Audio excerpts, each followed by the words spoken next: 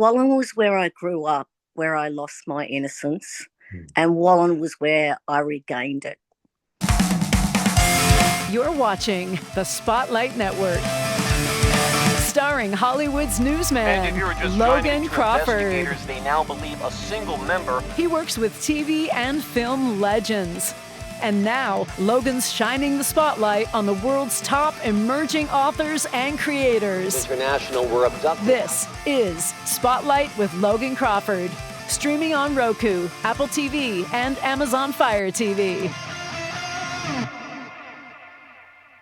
I'm Logan Crawford, and right now on Spotlight, we're uncovering a harrowing true story of survival, courage, and the hidden horrors of a small town in the country.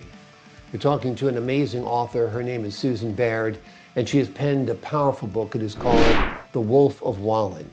In the book, she tells a disturbing tale of two sisters who lost their innocence to a predator who hid behind the mask of a respectable family man. This book is raw, eye-opening, and unforgettable. It is a testament to truth, justice, and resilience. We're delighted to have this very talented author join us here today on Spotlight. We thank the team at Prime 7 Media for helping us put her in the spotlight today, and we ask viewers like you to support authors like her by subscribing to our channel and by purchasing her amazing book. The links are below this interview. Susan, thank you so much for joining me here today. Thank you. Thank you for having me. It's a true pleasure and honor to have you on the show. What helped you decide that this time right now was the right time to share this story? I think for me, not having a voice protects the abuser. For decades, I kept a secret of an evil man hiding in a community town who was respected, and without having a voice, he was always going to do what he was doing. Exactly. Just wanted to protect the innocent children and have a voice and say, this man did this to me, and it's not okay. Exactly. Why did you choose the title, The Wolf of Wallan?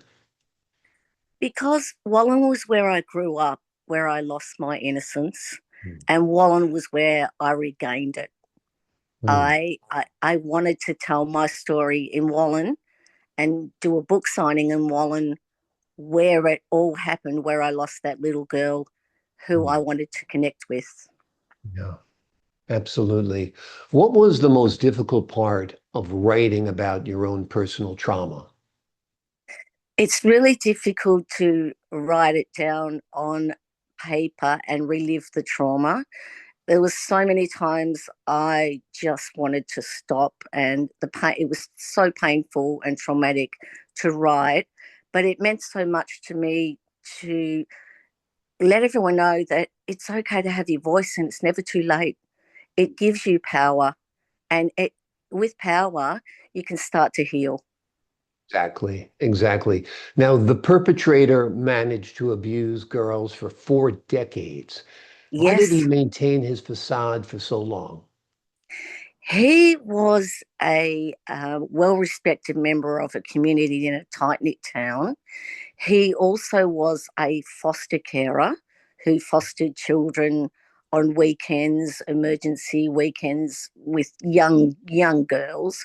For decades, I don't know how many children that man stole their innocence. An evil man hiding behind a respectable member of a tight-knit community, very small town. Mm. Was he ever brought to justice? Was he ever criminally charged? All us girls took him to justice. It was actually aired on A Current Affair in Australia. He was due for sentencing, but when he was going to county court, he took his life 2 days before, or lost his life in suspicious ways or manners. I'm not sure how it happened, but to everyone else it was a heart attack. But to me, it's a question mark. Yeah. Well, the world is better off without him. So whether he took his own life, if somebody took his life, or he happened to be under such stress, he had a heart attack, that's fine with all of us because he needs to face eternal justice now after hurting so many people. Growing up in a small town, having this happen in a small town, did it actually enable his behavior? I think it was quite easy to get people's trust in a small town, Mhm. and being that he was in a quite a powerful job, he just had everyone's respect. He just warmed to everybody, so it was easier for him to do what he was doing, as I called it, the Wolf of Wallan, Yeah. just a pure predator. Yeah, absolutely. Was the book cathartic to you? Was it healing? Was it in part triggering? Talk to us what it was like for you to write And this book. I think it was really important for me to write this book, to just have a voice and to find my identity. Mm. Who was that 5-year-old little girl Yeah, that was lost in a small country town? Where who was she? Who was she meant to be? So finding writing it and finding it now yeah, yeah. is That's it's important to me, yeah, and just to let everyone know that their voice matters, and it's never too late to have a voice and to expose the person that did it to you.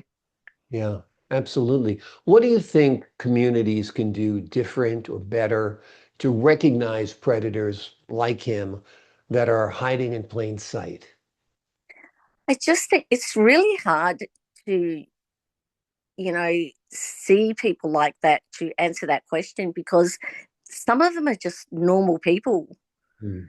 and they're just walking around in a normal country town, hiding behind a mask, and it's really hard to find them, because you don't see the signs.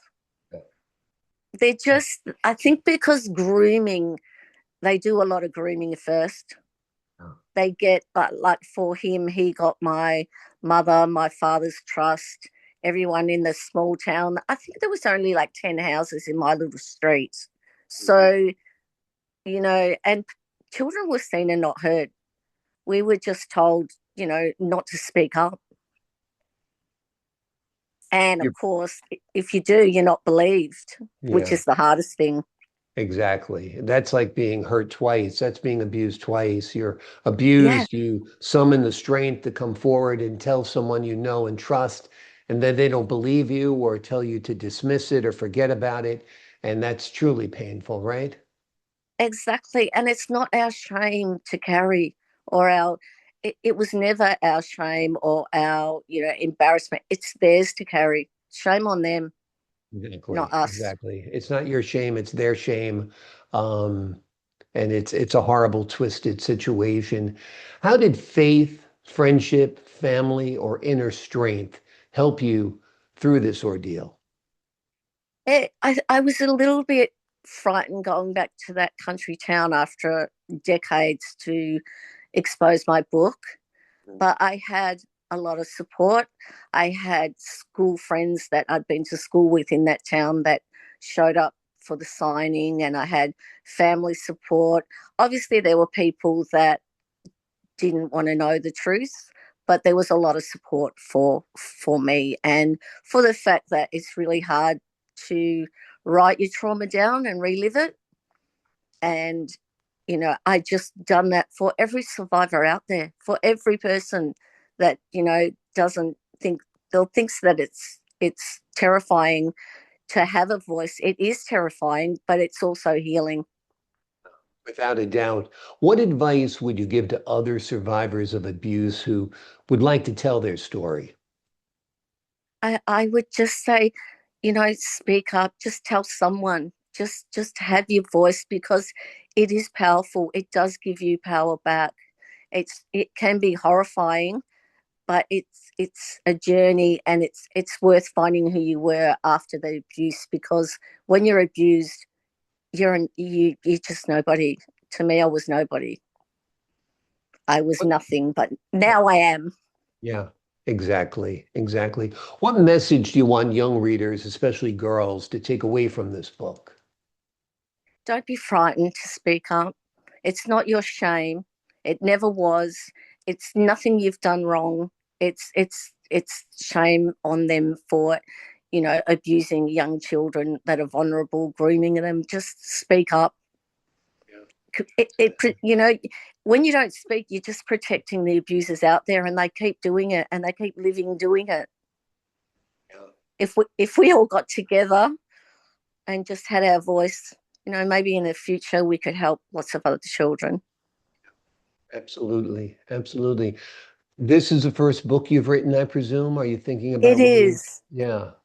It Tell me is. about your writing career. Thinking about writing any more now that you've written this? I am writing one now. I mean, I'm not an author. I just write as a survivor. I just want to write as a survivor to help people out there.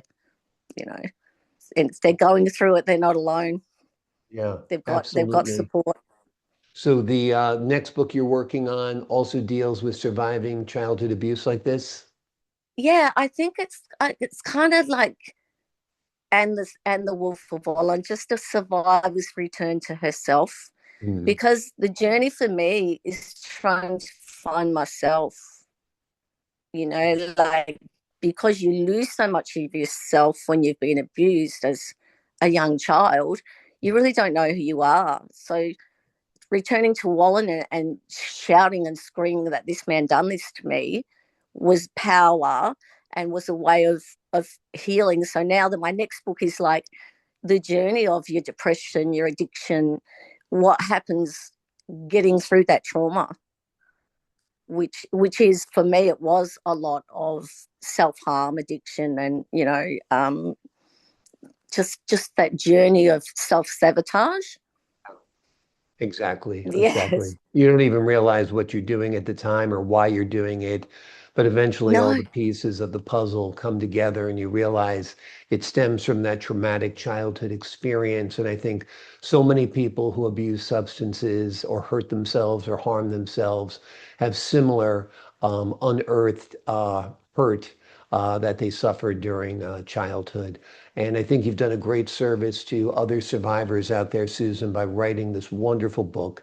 The name of the book is The Wolf of Wallan. It's more than just a book, it's a powerful voice for those who have been silenced for far too long.